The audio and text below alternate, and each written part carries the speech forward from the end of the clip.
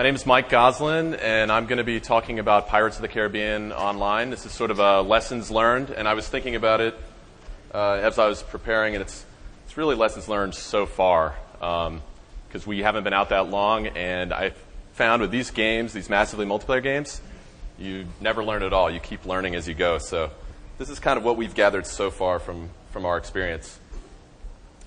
My talk's going to kind of start off, I'll give you a little bit of background on me, and then I kind of try to break everything into these big chunks, although they kind of cross-reference, so I'm going to jump around a little bit. But roughly, I'm going to cover movie IP, the idea of accessibility, violence, social things, and marketing. And I'm going to end with the discussion of the minimum spec and conclusions and questions and things like that. Hopefully, I'll have plenty of time. So I've been at Disney for a long time. I started in 1996 at Walt Disney Imagineering, which is the theme park design firm. Then I later moved over to the Walt Disney Internet Group, and recently we merged with the game part of the company, and we're now called the Disney Interactive Media Group. So when I was at theme parks, we worked on this thing called Disney Quest primarily. This was a theme park in a box where you got to go with your family and do these virtual reality rides. Our most successful of which was, strangely enough, based on Pirates of the Caribbean. This is before the movies, so this was called Pirates of the Caribbean Battle for Buccaneer Gold, and you got to sail a real physical prow of a ship around through a virtual world and shoot fake cannonballs out of real cannons. It's a pretty cool thing. It was a big hit for everyone, and we learned a lot about the Pirates property. Probably the most important thing we learned about it was, gosh, everybody loves being a pirate. Grandmas, little girls, kids, dads, everybody, they're on there, and they get really excited, and it's a lot of fun. And in particular, shooting ships and blowing ships up is really fun, and that later became the core of our MMOG. So around 1999, kind of 99, 2000, we got the idea that the stuff that we were doing for the parks, we could really do in people's homes now. We could do it on their PC or on a console and deliver even a better experience, because now you're in there with a bunch of other people, not just 4 people as in our Pirates game. You could be in there with thousands of other people. And so we got this bright idea, and that eventually became Toontown Online, which we launched in 2003, and it was successful enough that Disney decided, let's do a bunch of these. This is a good business for us. It's a theme park business in a lot of ways. And we got a lot of new players in, and we're making money and having fun, and so they decided we're going to do a bunch of these. So we've got a few in the pipeline right now. We're almost finished with Pixie Hollow. That's launching any day now. This is Tinkerbell and her friends, obviously aimed at teenage boys. Just kidding. This one I'm pretty excited about also. This is based on the Pixar Cars movie. This is coming out in about a year, probably, but we're pretty far along with it. It's looking really good. In fact, they're pitching the latest version to John Lasseter kind of as I speak here. I had to miss that, unfortunately. We've got some other stuff I can't tell you too much about, but it's cool. And so here, this is Pirates. So Pirates is the focus, so I'm going to dig into this a little bit. Has everybody played Pirates? Who hasn't seen it? Okay. You know what? I'm going to run a clip really quickly, just so that you know what I'm talking about here.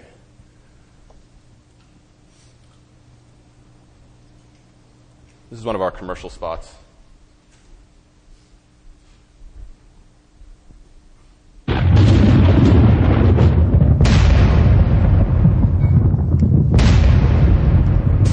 You've heard the tale.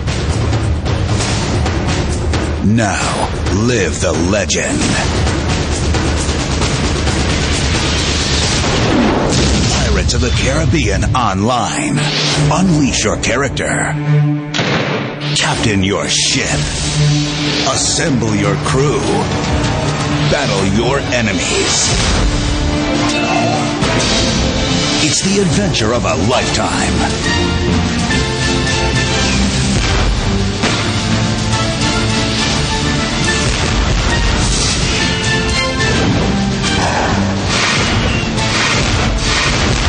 Pirates of the Caribbean Online. The adventure has begun. PiratesOnline.com. So can everybody see that okay? I've got a lot of clips, but if it's not working, I can... Is that anybody not able to see it? Okay. So Pirates came out last Halloween, And since then, we've learned a lot, and that's what I'm going to talk to you about. I can't give out sub numbers. We don't do that, but I can give you some cool stats that we've collected. 104 million ships sunk, over 5,000 cumulative years of playtime, and the amount of gold won in blackjack is just kind of surprising. 2.7 billion gold pieces. I don't know how that converts to real money, but certainly a lot of time playing blackjack. Over 4 million male avatars and about 1.3 million female avatars. I said avatars, not female players. There's a big discrepancy there. A lot of gold spent on haircuts. This is something that came out pretty recently, too. So being able to change your hair, obviously, is very valuable to players. And the tattoos, I was actually surprised. I thought this would be more. The tattoos are really cool. If you've seen the game, you can put tattoos on your arm. You can place them. They're pretty customizable. You can put them on your chest. I actually created a new character just for the tattoos. So this leads into sort of my first general category of things that we had to kind of deal with this product. Dealing with a movie property, there's a lot that goes along with this. And, as we all kind of know, movie games tend to suck. And there's a reason for that. It's because there's a lot of the money gets diverted into the license, and you tend to have a hard deadline because you're trying to tie in with the movie. And so there's a lot of problems. And in particular, this movie was so popular that it set expectations just skyrocketing about what a massively multiplayer game could be for this thing. So we really took that seriously, and I think we thought we were pretty prepared because we had done the Disney Quest attraction based on it before the movie, and we thought we knew something about it. And initially, we kind of charged off on this direction of, we need to try and capture the spirit of it, and didn't worry as much about the movie. And I think that was a mistake because the lesson one we learned was authenticity is really important. What that means is if you're fans of the property Pirates of the Caribbean now, you're basically fans of the film. The number of people that think first of the ride is very small. So you really have to get it right and understand what made the film work. And we learned that over the course of this. So number one is the avatars. I mean, the people living there. Not only does the world have to look like the world, but the people in it have to look right. And so we actually started off very early on. This is a good illustration of how we sort of got it wrong initially. We really loved the concept art for the theme park attraction. If you've ever seen it, this is a guy named Mark Davis. He was at Imagineering, and he did all this really fantastic caricatured artwork. This is an example of what his concept art looked like, and then here's how it came out in the ride, ultimately. This is that famous scene with the dog in the jail you guys have probably seen. So we really liked that and kind of geared our avatars towards that style. So you can see they're kind of caricatured. They have funny expressions. We kind of liked them ourselves, but they didn't seem authentic. They don't really fit in with the movie too well. And in fact, the sort of cartoonish nature dragged down the appeal in terms of age. The older kids and teenagers didn't think these were as cool.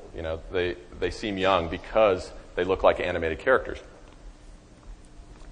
So that was a real problem for us because we wanted this thing to go older. We were trying to live up to this high expectations around this movie that appealed to everyone. If you want to really go broad, you need to deliver on that. So we spent a lot of time looking at the movie, and the movie's kind of caricatured too. It's not that it's a super hyper-realistic movie, but there's a lot of detail. There's a ton of detail, and it's got these sort of flamboyant details, but they're still fairly realistic. And so we ended up kind of having to rein things back and did a lot of sort of studies like this, taking our guys and putting them in there with the guys from the film. Because it turns out another part of authenticity is you got to have these guys. It's really all about the characters from the movie. It's really all about Jack Sparrow. And it's not just Jack Sparrow, it's Johnny Depp as Jack Sparrow. If it's anybody else, it's just not, it won't be considered authentic. And, in terms of his popularity, if you look at all the other actors in the film, I mean, he's just, 10x. It's really all about him when it comes down to it. So we needed avatars that would work standing side by side with Jack Sparrow and Barbossa and some of these guys. So I think we were pretty successful at that. Now, keep in mind, we're also very constrained because another part of this being a broad audience property is you need to run on every damn PC out there. And there are a lot of really crappy PCs still out there. And I'm going to talk about that a little more in detail later. But we also knew that we were going to have this problem. When you start getting, tens or hundreds of these guys on screen, they can't just totally bog down low-end machine. So this represents one of those sort of tricky compromises where you end up hopefully splitting the difference in an appropriate way. Another thing you can do to kind of bring these characters into a game is put them physically in the world. And we spent a lot of time kind of debating this and how to do it. And one of the things we did at Toontown is we put the classic characters like Mickey and Donald in the game, and they kind of walk around. They're sort of like walkabouts in the park. They kind of wander around. You can go up to them and they'll compliment you on your clothes or something. But they're not really acting. They're sort of just props. They're like animated props. And we knew that wasn't going to get it done with this property, particularly since it's all about Jack, and since Jack is all about acting and physical presence. And so we kind of concluded the only thing we could do, really, to achieve that authenticity was to use cutscenes. People don't tend to do these for massively multiplayer games with good reason. They're a real pain to do. They're expensive. It's hard to get it right, especially when you're trying to do humor. But I think we actually pulled this off pretty well, and it was sort of a late decision, and we had to invest a ton of time and energy in them. But what they did was they allowed us to really capture, sort of these characters not only looking like they're supposed to, but behaving, sounding, moving like they're supposed to. And I think that was really important in establishing that this was really the Pirates of the Caribbean world. And the reason you really want to do that is actually twofold. One, you want to take advantage of all the the other marketing and sort of the recognition that's out there. But the other thing that's really important is if you're introducing a broad new audience to this kind of game, they haven't necessarily played it before, having something that's familiar to sort of bridge them into the unfamiliar is really important. So if they come into this game, they may not know what to do, but they recognize, oh, there's Jack Sparrow, I can follow him, or I can do what he says. And it really helps kind of anchor them both in terms of the story and the place and kind of getting their bearings. So I'm going to show an example of a cutscene real quick because some of you may not have seen these, but I'm pretty proud of how they came out. Let's see.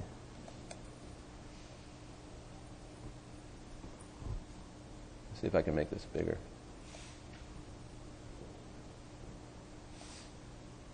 And the buttons popped clear off. This being Singapore, by custom, I had no choice but... You don't happen to have a lovely sister by the name of Ethel, do you? No? Good. Right then. Welcome to Tortuga. Captain Jack Sparrow, at your service. And this gentleman, who needs no introduction, is... What's your name again, mate? John. James, actually. Right. We were discussing the important matter of my next drink. Is... still there? Oi. Now I remember. You're that scrap of flotsam from jail. Come to square up with me for that free trip to Port Royal, eh? We're going after the Black Pearl, mate. Savvy? So go find Josephine Gibbs and tell him I sent you. Leave a nice tip, mate. Jeremy here pours a spirit of spirit.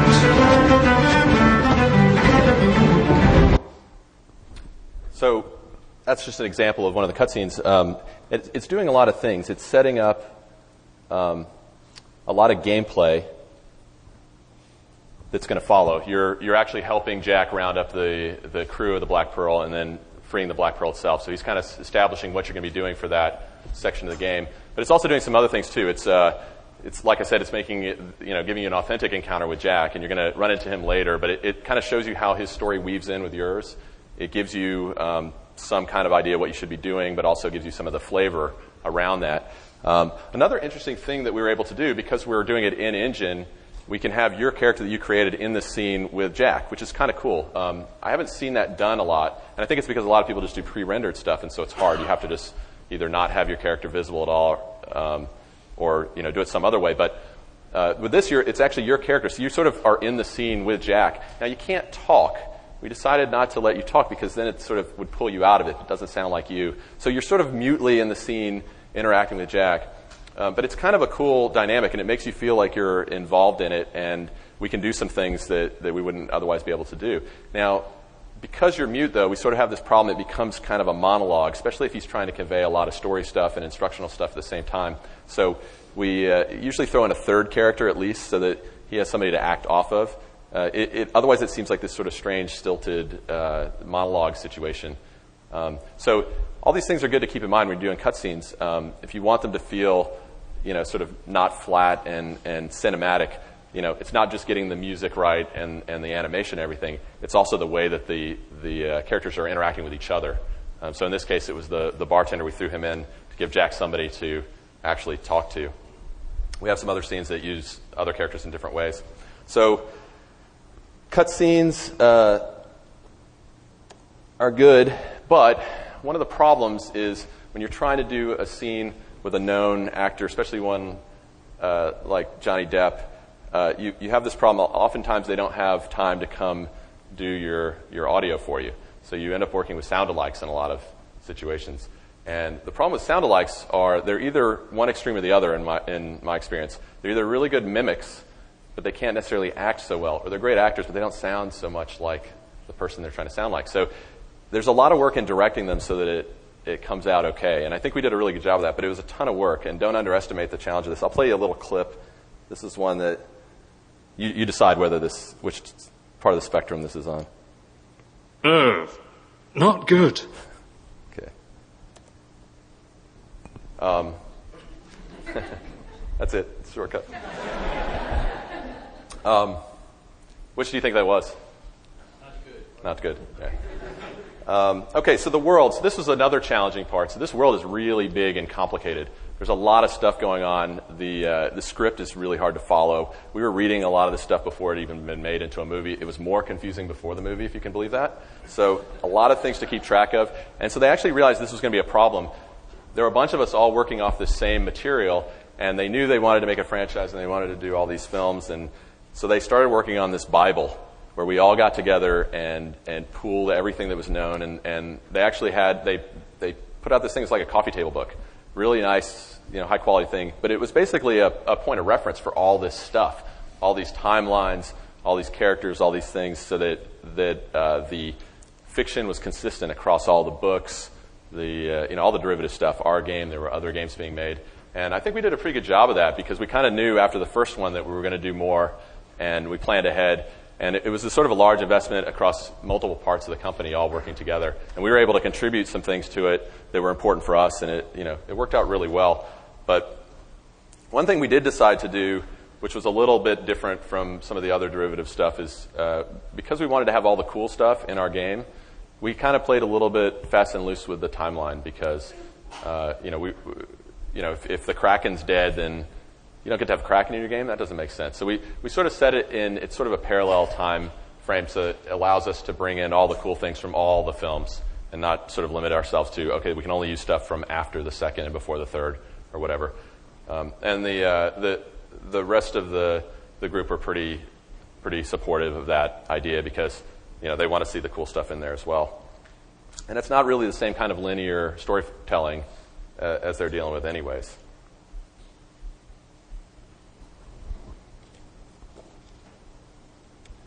Okay.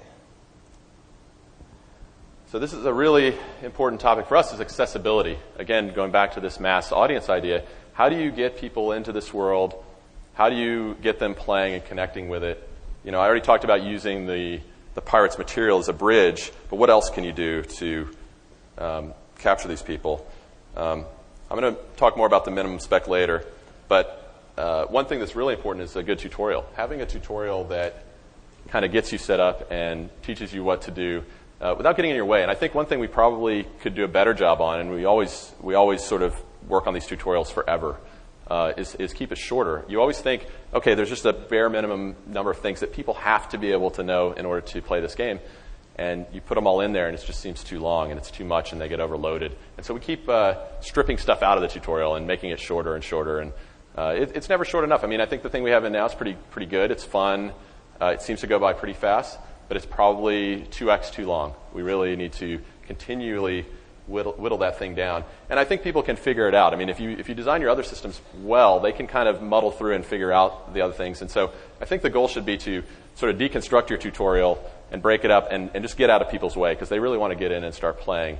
And we'll be working on this probably throughout the entire life of this product. But we learn things every time. And every time you sit people down, it's really easy for you to sort of forget how easy or hard things are. I'll give you an example. We always try and introduce interface. So you have these little things like an icon that tells you, what's in your sea chest, for example.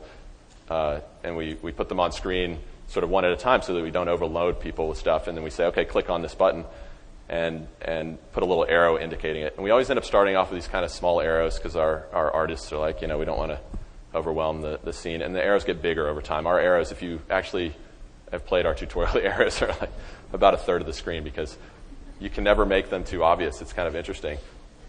We also did stuff with walking around the world, like knowing where to go next. We kind of point you, you go into the world and we point you right at the door that you're supposed to go at. And we put an arrow at your feet, and we have a ray of light, I'm not joking, coming from the sky, shining on the door. And still sometimes people are like, where do I go? I don't know where to go. So it's kind of interesting that, on the one hand, you got to get the tutorial out of the way, but on the other hand, you got to have all this really gratuitous directional stuff in there. Another thing about accessibility is give people things to do that don't require huge time investments. One of the funnest parts about the game is crewing up and going out on ships, but maybe while you're waiting around, what do? We put cards in. It's how much more accessible can you be than poker? So we have poker, we have Tortuga Hold'em and Blackjack, and I think 7-card stud is coming soon if it's not in there already. And it's just a great thing. You can sit around and play cards while you're waiting for other people to come. And I think there are people that this is largely what they do, as evidenced by all the gold being won in Blackjack. I don't think they have time to do much else if they're racking up so much gold. Or they're cheating us. So violence. Okay, this was a really tough one for us. Violence is a really core part of this franchise. I mean, it's all about pirates, and pirates are violent people. They're killing people and swinging swords and blowing stuff up. So we had to kind of capture that, the action part of that. But at the same time, we're trying to make this game for kids, too.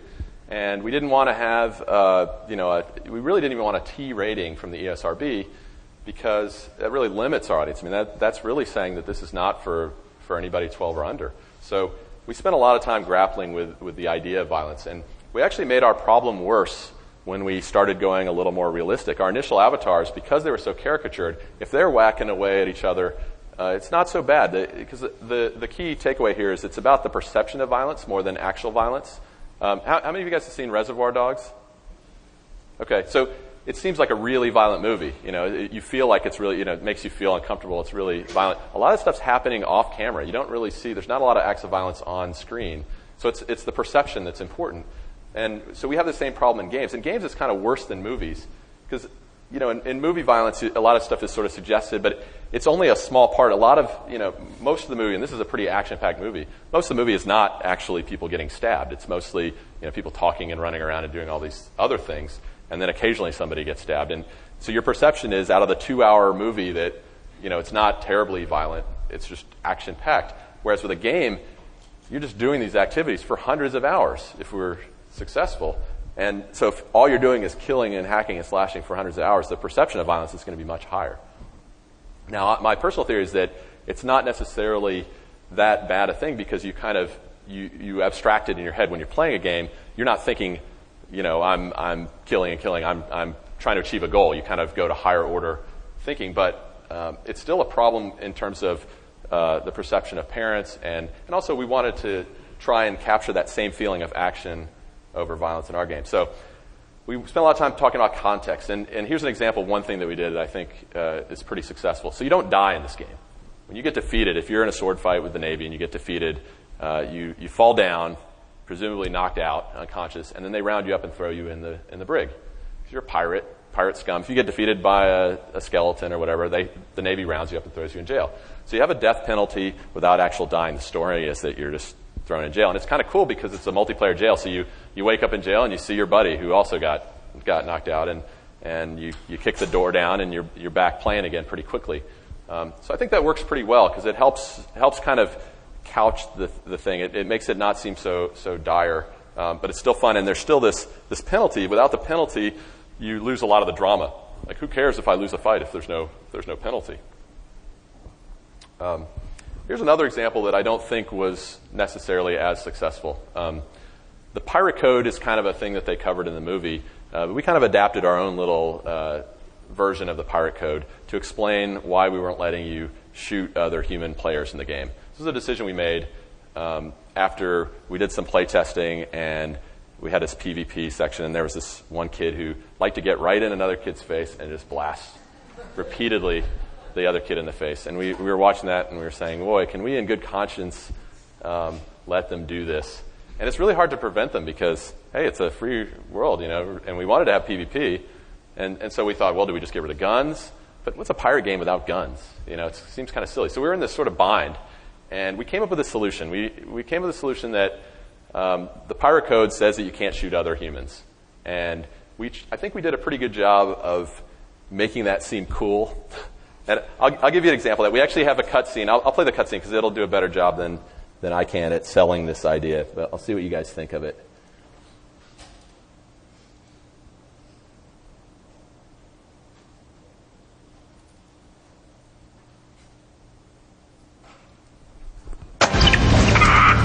Now, before you go blasting every feckless ingrate in sight, a word of warning about the code. The code covers more than just parley. It defines the guidelines of engagement for a pirate. I was getting to that, you mongrel. This be the part to remember. There'd be no use of unnecessary force. No shooting other pirates, or even Navy swine for that matter. Cheat them, steal from them, plunder their ships, yes. But no guns. That is, unless you be facing a cursed pirate. You see, the code don't apply to dead pirates. So, if you want to have a go against your mates, be sure you pick up one of these. Now you can blast away at each other. All you like. See, it doesn't hurt a bit. So, what do you guys think? Is that okay?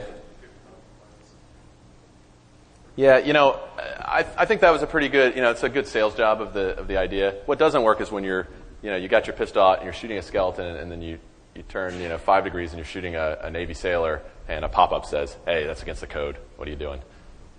I don't know how else to do it though. And I like that we have guns because it's really good. And so this is another thing though that you notice in there is we have PvP. So how do you get around it in PvP? Well, we make everybody zombies. So now you're shooting undead people. It's non-lethal. It sort of becomes laser tag. I think that works out really well because it also explains why you're getting knocked down and you're respawning. You're just an undead guy. So on your way in, sort of like the Talboy hands you a cursed coin, and you're undead in PvP mode, and now you can use all your weapons and blast away. And again, it's about the context. This is a context where it's a little less inappropriate to blast away at people because they're already undead. Okay, so now to the sort of social things. Obviously the goal of this game is to create a community and a society of people that are playing with each other and talking with each other. And so we decided to open up chat. So for Toontown, we didn't have open chat. We had sort of a menu-based speed chat system where you can pull down and say things. And we also let you trade codes with each other, and then you could talk to each other. It's still not quite open chat. We moderate it and filter it, but it was only sort of point to point. So the idea was that you were talking to people that you already knew. For Pirates, we decided, hey, it's an older audience.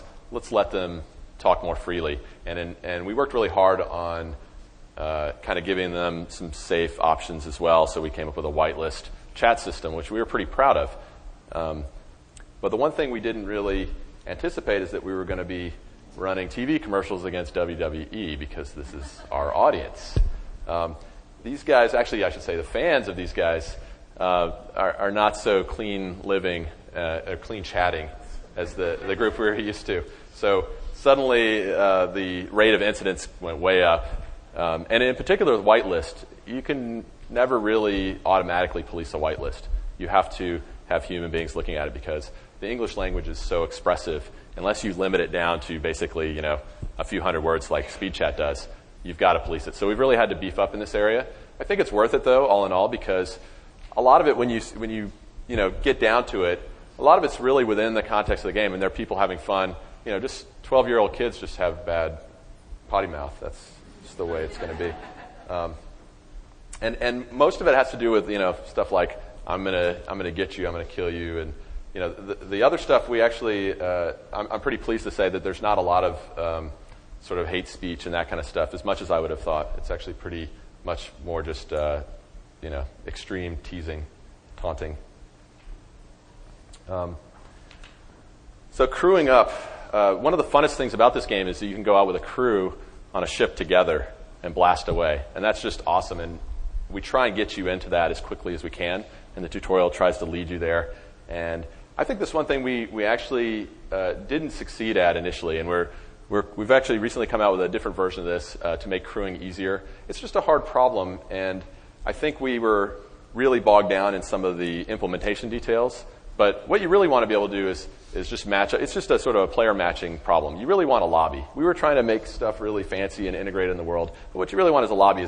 Here are all the ships that are looking for crew, and here's the place where I can put my ship if I'm looking for a crew, and just match people together. And so we've really had to kind of throw out a lot of our themed, integrated in the world stuff and go more towards that, which is what people really want, because you want to get in quickly, you want to get on a ship and just start blasting away. We always let you teleport to your friends, which is good and helped, but this is kind of taking a step further. Really, it's sort of like Match.com for pirates, get you on the right ship. And we recently came out with ship PvP, and the use of the crew matching stuff has really gone up tremendously. And so the lesson here is just get out of people's way. I mean, they really just want to get to each other. You're not providing that much other than connecting them with each other.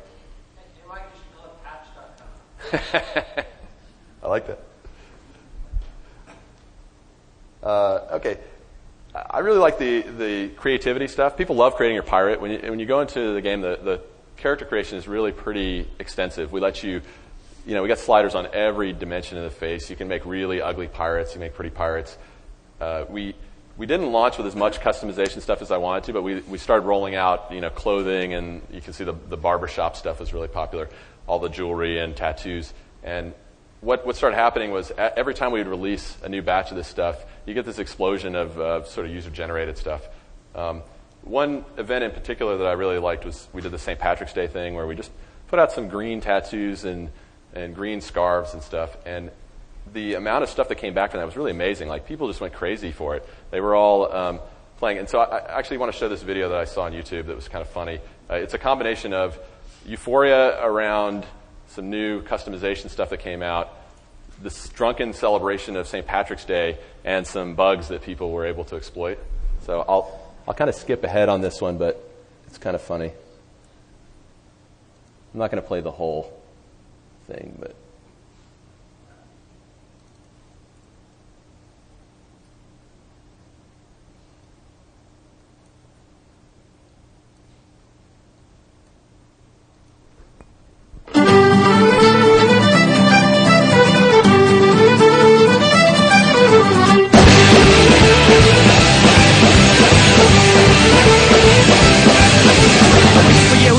There's nothing more a man could do. Don't get your bollocks and twist. Settle down, don't take a fit. You drank with demons straight from hell. They almost nearly...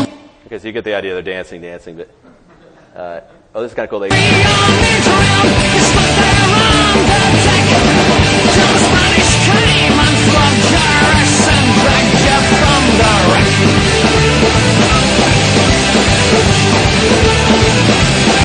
this is kind of interesting. So this is, I guess, a shot from somebody with a handheld camera on their screen, I guess.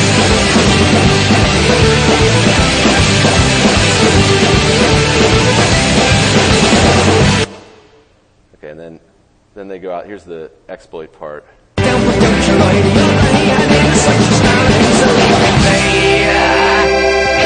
I need the burger so I can see!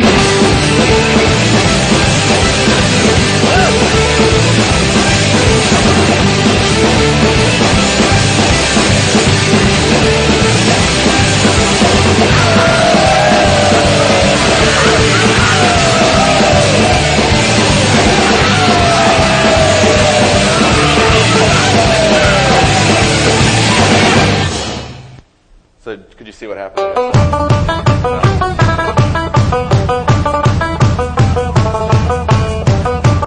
So this is what's happening when you get out of people's way and just let them play the game they want to play.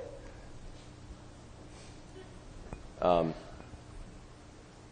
we need to do more of this, basically. Events, we're working really hard at getting more holidays and kind of, give ownership of the game to the players. That's really the lesson. I mean, you get caught up in making these games, and you don't own the game. Once you put it out there, you want your players to feel like they own it. It needs to be theirs. Then they will stick around. They'll tell other people about it. It's really important. It's very hard to do because you have to get over yourself and get out of their way and empower them. And it's really hard to do. I think it's particularly hard for entertainment companies to do because the traditional model has been sort of a broadcast. We're putting this stuff out there, and you can kind of take it or leave it. We're handing it over to them. They get to decide how they want to use it. Ultimately, they're spending much more time with it than we are. There's a lot of reasons to take that really seriously. So I want to talk really briefly about marketing. We learned a lot from marketing our Toontown game. But one thing in particular is that TV is really good for reaching new players. If you've got a bunch of people that are already playing these games, you can reach them online or they hear about it word of mouth. But if you want to get new players, you got to reach them where they're likely to be, and they all watch television, particularly kids. So we started off doing kind of a traditional television-based marketing, which worked great, although it was a little harder for us than usual because most of the Disney channels don't appeal to teenage boys as strongly, so we ended up having to go outside to other networks more than we were forced to on Toontown. But other than that, it still works pretty well. We also tried to do some viral stuff. I'm not going to say whether this was successful or not. Do you guys want to see a viral video we did? This is kind of interesting. I'm not sure how to set this up. I'm just going to, I'll tell you what the reaction was in focus testing after I show you a little bit of it.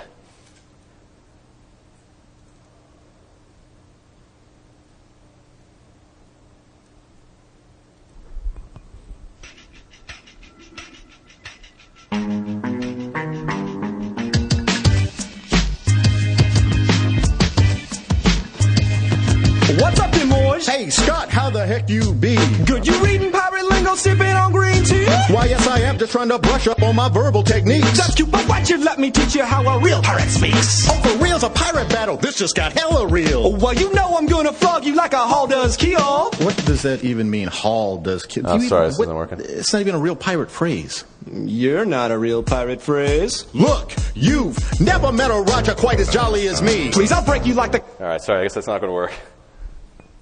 Well, anyways, the interesting thing about that video, so we decided to get a little out there and try this thing. And we put it in front of some kids we were doing focus testing with. And it was actually two separate groups. There were boys and girls. So one group was kind of like, 11 to 13-year-old boys. And they thought it was hilarious. They were laughing and thought it was funny. And then we showed it to the girls the same age. And I've never seen a focus group die like this. I mean, they were sitting back. Some of them couldn't even face it front on. They were sort of turning sideways. There's one scene where the guy, I don't know if you saw it, there's a guy with this sort of triangular chest hair, and he's like getting right in the camera. And they're all, like, they couldn't even look at it. It was so repulsive. And so we kind of figured we were onto something. If it's so polarizing, maybe it's, I don't know. Okay, so another part of our business model for this thing is we decided to go with a velvet rope. We like the idea that this is a huge property for the company. You know what? We should make it free and get as many people in as we can and try and upsell, the people who are really into it to a subscription. But we're doing it good for the company if we get just tons of people playing this game, regardless of whether they pay us or not. So we decided to do this velvet rope, where you go and play for a while, and then eventually you hit something where we say, hey, if you want to continue, you've got to become a subscriber. So I think that was a great concept. But in practice, it's really difficult to know where to set your velvet rope at. How much do you give away for free? And this is an ongoing debate, and I don't think we have the answers to this. But the one thing I do know for sure is that when we started off, we had it way too close. It really, I think the word was, it wasn't velvet rope, it was barbed wire. So you got in the game, and immediately you were getting, this pop-up showing up in your face saying, sorry, mate, you gotta come back, you gotta pay us or stop trying to do whatever it is you're doing. And it was counterproductive. It was just too tight. It didn't feel like a free game. It felt like a free trial. And so we've adjusted it pretty dramatically and really gone kind of the other way. And hopefully not too far, because On the other hand, a lot of people were becoming subscribers. So it was sort of this watershed moment for players. Like a lot of people were converting, and a lot of people were just kind of getting frustrated and leaving. And so I think the thing we learned was that, if you really want the perception to be that this is a free game, you really can't. You have to be kind of loose with your velvet rope. And I think we'll probably overcorrect and undercorrect. And as we go, we're adding content both in front of and behind the velvet rope. So it'll change over time. You really have to kind of, it's a living, breathing thing. But I think ultimately, it's a good business model. And in fact, we've gone back and applied it to Toontown. And Toontown is like taking off now, too, because of it. Because I think there's a certain number of people that have to play the game for a little while before they realize, hey, I actually would consider paying for this thing. It's sort of a tough proposition, especially when you're talking about new players. They haven't played anything like this before. You're asking them to make a decision to cough up an ongoing fee, which is a big deal for a lot of parents out there. And people are a little still reluctant to pay for anything online, even now, believe it or not. So we have this question, this is kind of the ongoing question, how valuable are these freeloaders? I mean, let's take this to a logical extreme. What if you push the velvet rope way out and just let people play, 90% of the game for free? Is that a bad thing? Would that work? I'd like to try it. I don't think they're going to let me with this particular property, but it'd be interesting to see what happens if you just sort of give the whole thing away for free and then have a very small percentage of sort of elite content for the people that really want it. I think there's something to be said for it, because when you start buying into these communities, you become part of this community. Your status within that community is very important to you. So if there are a few things that you can only have by paying, and they mean a great deal to you, you might end up with more people at the end of the day because everybody's bought into it, and it's a larger community, so it just reinforces. It's sort of a virtuous cycle. So I think this is something, again, I don't have the answer, but I think it's something to really think about as we make these games going forward. Is there a way to sort of prove this out, or what is the real value? Can you quantify the value of the person that's not paying you money but is talking about it and going out there and telling other people about it and bringing players in and making the community better? There are a lot of people that are contributing, on our fan sites. They're doing a bunch of stuff. They're not paying us money, but they're, generating all this interest and excitement and helping the community. They're taking care of our job to some extent. Okay, so I'm going to end on the bad news. The min spec. I keep digging this slide up again because it's kind of funny, but I used to give a Toontown talk in the same thing. This is our old min spec. This is the machine that you give your kid. It's like 8 years old. It has a graphics card. Not this one. This is kind of a joke, but the machine that I'm making fun of does have a graphics card. It's got 32 megabyte card, and it's got a kind of a P3 800 CPU. So it's a pretty old, crappy machine, and Pirates runs great on it. We spent a lot of energy making that happen, and Toontown runs great on it, and it's not a problem. Problem is that you can now buy this other machine, brand new, for like $400. But it's worse than this guy in some ways, because this guy doesn't have a graphics card. It's got an integrated graphics card, which means it doesn't have any graphics memory, which means the graphics memory is sitting in your system memory.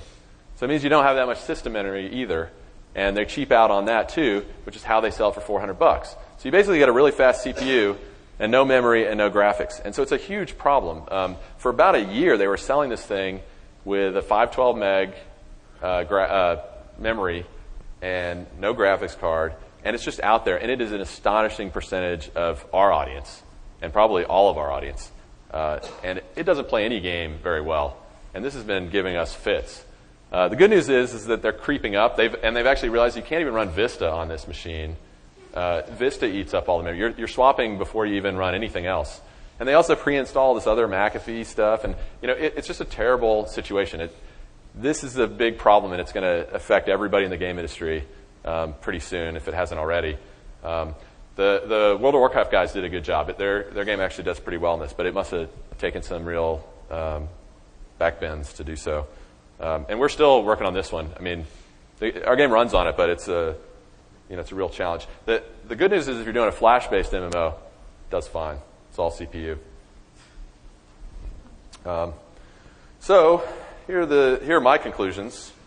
I think you won't really get the lift that you expect from your movie IP unless you are really authentic and really understand the property and it's not just a slap on the box. You got to really put those guys in the game. If it's a character-driven property, if it's something else, you really got to capture IP and really understand what it means to be authentic to your players. I think you can also appeal to a broad audience without losing your core fans. I mean, we've sort of proven that with this thing.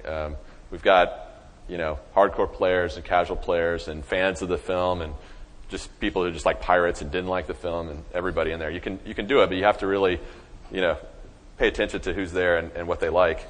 And again, you can expand your audience if you deal with violence appropriately. I don't think we lost that many people. We certainly gained more than we lost in being responsible in the way that we handled violence. Make grouping easy. I need to listen to this one. But if you're going to let them chat, keep an eye on it because that can be counterproductive to your community building. I think there are still untapped marketing opportunities out there. Not sure this viral video is it necessarily, but I'd like to keep experimenting in that area. And beware the $400 PC. So that's all I've got. Any questions?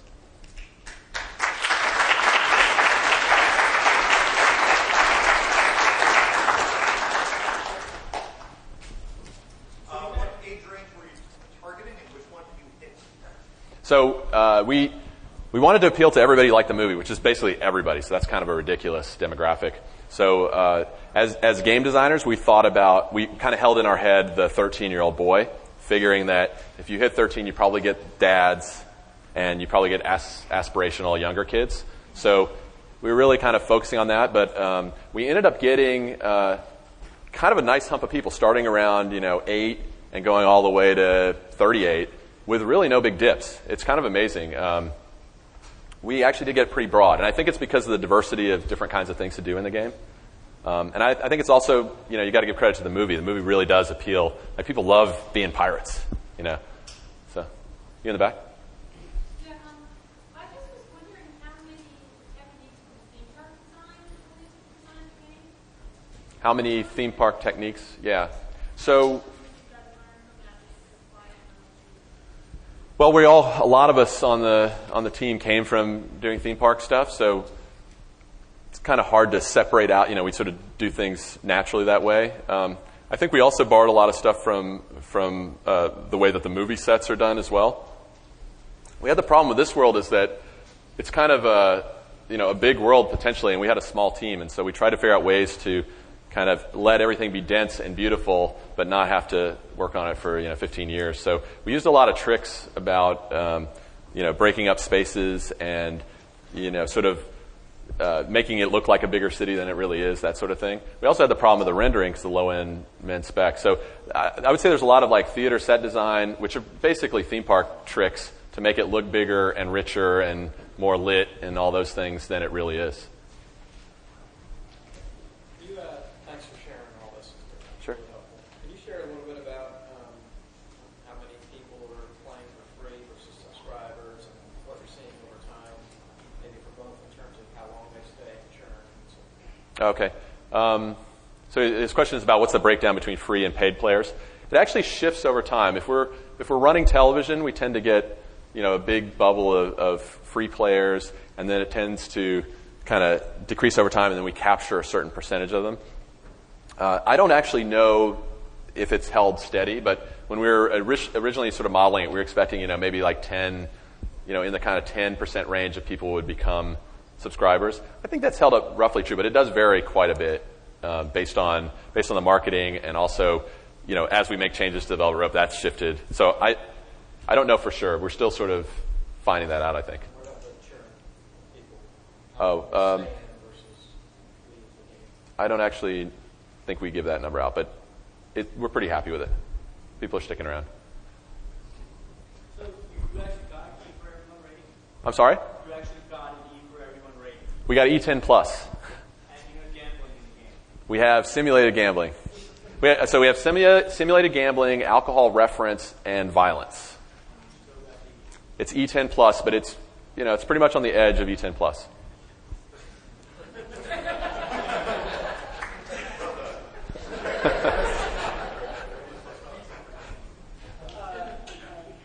From conception to, let's say, the release of the beta, how long did it take you to develop, and how many people were involved? Okay, so the question is how long to develop, how many people? It's another thing, we don't like to give out the team size, but it's pretty small. I'd say it's about a quarter the size of most of the teams that I've heard of. So a pretty small team. From the idea to launch, I think it was about 3 years, roughly. We had some sort of stops and starts in there too. So, and we're still, pretty much the full team is still working on it. So launch is kind of just a point in the development schedule in some ways. Yes? Was there any discussion of a microtransaction business model, or were you subscription from day one? We were subscription from day one, but we continue to talk about micropayments. I mean, I personally like them. I think the nice thing about micropayments is it's sort of a variable. It takes advantage of the fact that people have different thresholds for what they're willing to pay you. And so, in a way, if you're doing a subscription, you're sort of excluding some people that would come in for less, and you're excluding people that would pay you more. So it makes sense to me, logically, but it's also tough to administer, these business models. So we've got some expertise in running a subscription business, so it's a little hard to get off of that. We'll probably do some experiments, but it probably will be with other products that aren't so high profile and large. And if they work, then we'll adapt them. I mean, I think we've done a good job of sort of adapting to the market. We change as we learn stuff pretty well. So, any other question? Any issues with gold farmers? Not really. We don't have that much of an economy, really. There's not a lot of trading and that kind of stuff. So there's not much incentive to farm gold right now. Now we're going to add this loot system that will allow you to get rare items and trade them. And so I think we'll probably start seeing it then. But right as of now, there's not a ton of incentives to do it, and there's no real connection to real money. You can't get money out of it. So we've kind of sidestepped that issue through the design so far. But I think we're going to run into it when we do the loot system. Back? How will you integrate a loop system with the lobby gambling? You're shop and people are making a lot of money playing blackjack. Why don't you do the loop system to build real value to that? Everyone's a team game now. Yeah. So the question is, how are we going to deal with the loot system in regards to the poker playing? Poker and blackjack. Poker and blackjack. Well, actually, this is how people trade right now. We don't have a trading system, but what they do is they go lose money intentionally at the tables to somebody else. So I think that's where some of that money's coming from. So yes, it will affect it. We'll just have to figure out how. I mean, you'll get these items through questing and stuff, but then you might be able to. There'll be a secondary economy. Yeah, you can only do so much. I mean, we have NPCs at the tables to try and cut down on some of that, but. They're pirates. They don't want to follow the rules too strictly. And in fact, one thing I didn't mention about our card playing, you can cheat. We encourage you to. You can go do quests to get cards that you then can swap into your hand. So there is. I mean, I feel a little bit hypocritical coming down too hard on some of these things. If they're pirates. Yeah. Any other questions? Yeah.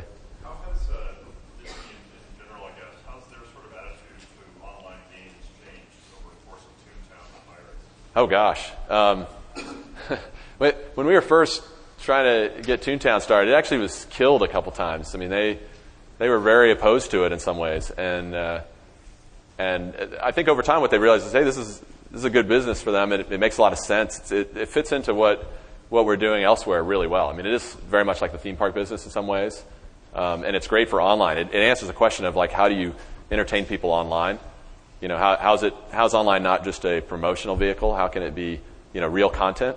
So I think they've really warmed up to it, and Bob Iger, the CEO in particular, has really, kind of planted his flag in the idea that this is going to be a big business for the company, and as evidenced by all the games that we're working on. We've got a bunch of stuff in the pipeline, whereas before it was just Toontown, and it was kind of a let's wait and see kind of attitude. So it's changed pretty dramatically, but I think appropriately so. I mean, if you look at it from the larger company standpoint, they can't necessarily focus big energy on a lot of things. They still have limited time. So the fact that they've warmed up to this and picked it is pretty. I think it's pretty innovative of the company to sort of recognize this early. I mean, Disney's kind of out in front in some ways in this area, which is not usually how they operate. They tend to sort of follow behind and sort of pick up for a more casual audience. Any other questions? Oh, sure. So with the success of this, and you mentioned other projects you're working on,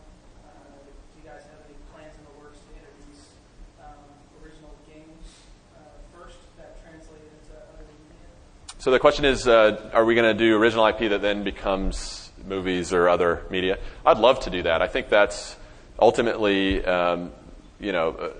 probably ultimately the most important thing that we should be heading towards, because you won't really take advantage of the medium until you create things that are specifically designed for it, in my opinion.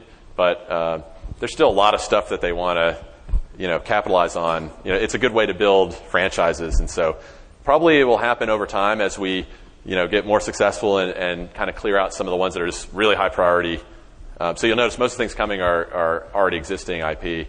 But there's obviously a huge interest in original stuff. I mean, we paid a lot of money for Club Penguin, and that's completely original. So I heard there was a movie for Toontown.